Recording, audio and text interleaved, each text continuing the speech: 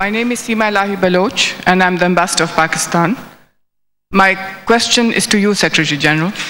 You mentioned NATO's involvement in Afghanistan and the recent successes because of the surge and other projects that you have on training of civilians. My question to you, sir, is there's talk of exit from Afghanistan. What are your views on troop withdrawal and exit from Afghanistan? But more importantly, what is NATO's post-exit strategy going to be? I ask this question because when in 1989 the Soviet Union left Afghanistan and the USA followed shortly after, the mess that was created in that country has repercussions till today. And the terrorists that were created out of that event have global repercussions today. So I would like your answer on this, sir. Thank you. Thank you very much. First of all, let me stress, no date has been set for withdrawal from Afghanistan. On the contrary, we have repeatedly stated that we will stay as long as it takes to finish our job. I can tell you, however, when our mission will end. Our mission in Afghanistan will end when the Afghans are capable to take responsibility for the security themselves, to run and govern the country themselves. The ultimate goal is to hand over the lead responsibility to the Afghans. The ultimate goal is that the Afghans should again become masters in their own house. But I can assure you that we will not just leave the Afghan people behind. We will not leave Afghanistan until we are sure that they can really take responsibility for the security themselves. So when they are capable to do that, our mission will end. But I cannot present any date. And I suppose you are referring to 2011, which has been mentioned as a date or year when a possible reduction in the number of troops might take place. Let me stress, no one has spoken about withdrawal from Afghanistan in 2011. What President Obama and others have talked about is an evaluation of our mission to take place in 2011, which I think is a very natural thing after a significant troop surge, additional 40,000 troops. It's quite natural that we evaluate the effects of that. Hopefully, the security situation has improved so that we can start a gradual reduction from this higher level in the number of international troops.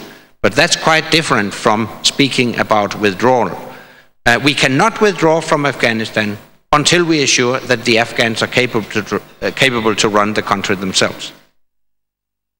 And in addition to that, you asked about a post-war strategy. Actually, I would say that we are already now implementing what might be the core of a long-term post-conflict strategy, namely increased efforts within civilian reconstruction and development. We have to realize there is no military solution solely to the problems in Afghanistan. We have to provide the Afghan people with an alternative livelihood if we are to make the Afghan society inhospitable for terrorists and ensure long-term peace and stability. And we are right now implementing this strategy. You see it in the southern Helmand province, in the Madhya operation.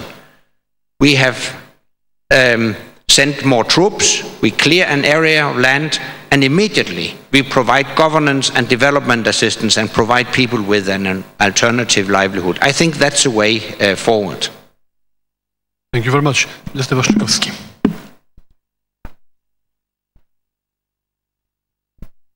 Thank you very much. My name is Witold Waszczykowski from National Security Bureau. I have a question to Mr. Rasmussen, Secretary General. In both presentation of our ministers before your presentation, I sensed the concern about the situation in this part of Europe, Central Europe. Both our ministers discussed about the right meaning of Article 5 about contingency planning, about the territorial defense. In your presentation, I heard slightly different list of challenges and threats, like terrorism, like combating cyber attack, like proliferation of missiles and nuclear weapons. The only cure for any challenges in this region, I heard from you, supposed to be engagement, more engagement with Russia. So my question is, are there any problems in this region? And how far we can re-engage with Russia to satisfy the problem of this region and to satisfy Russian ambitions and maybe phobias? Thank you. Well, actually, I think it's a bit of an artificial difference. I have spoken with Minister Sikorski and Minister Klich on several occasions, and I do believe that we are very much in line in our thinking, and that was also the essence of my introduction this morning, that territorial defense was, is and will remain the core function of NATO. It has repeatedly been stressed by the two ministers. But I also stressed that there is no contradiction between a credible and effective territorial defense and a capability to address the new threats. On the contrary, if you are to make territorial defense credible and effective in today's world, you have to improve our capability to address the new threats. Because they do not respect borders in the traditional sense of the word. I mentioned terrorism. It's obvious that terrorists operate across borders. I mentioned cybersecurity, so territorial defense might even start in cyberspace. I mentioned the threat from missiles, and to that end we need a missile defense, which I also consider part of a credible Article 5 territorial defense. So, basically, I don't think there is any contradiction.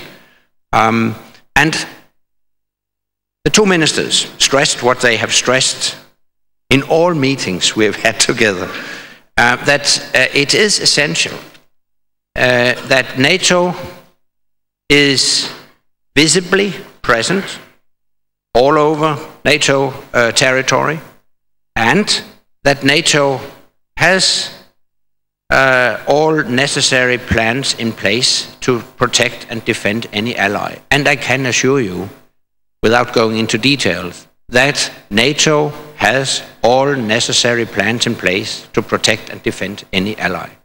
So I think we are very much in line with each other. Thank you very much. Dr. Nyszkiewicz.